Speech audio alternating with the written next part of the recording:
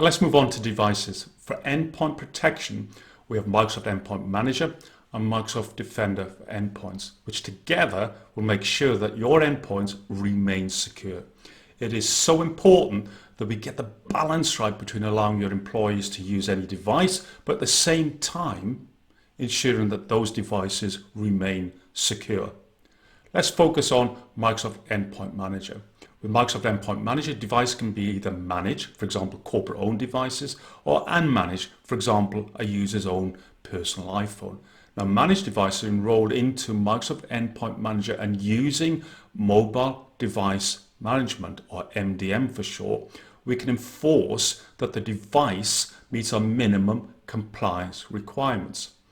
And the corporate apps that these managed devices need access to will be managed using Mobile Application Management, or MAM, which ensures corporate data can only be used and stored within corporate managed applications and not copied into personal apps.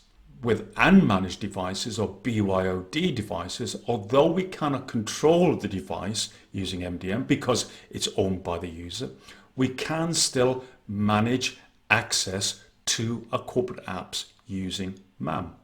So let's take a look at MDM's device compliance policies and MAM's application protection policies in Endpoint Manager.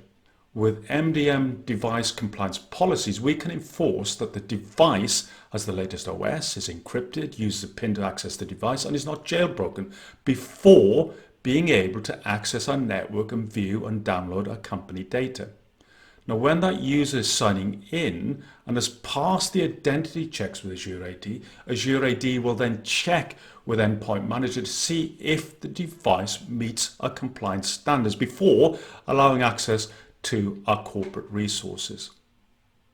Moving on to MAM's application protection policies, with BYOD devices like a personal iPhone, although we have no control over the device, we can still control the corporate apps and the data in those apps. For example, we can apply policies that do not allow the employee to copy files outside of the company mobile apps, such as downloading sales files to the personal Google Drive, or cut and paste an Outlook email content into their Gmail account. Now, taking things even further, if you have your company computers managed by Microsoft Endpoint Manager and they're lost, stolen, or someone leaves a business, you have the option to automatically do a remote wipe, cleaning all corporate data from those devices. Now, two further device security basics you should focus on is using BitLocker and Windows Defender Antivirus. Let's start with BitLocker.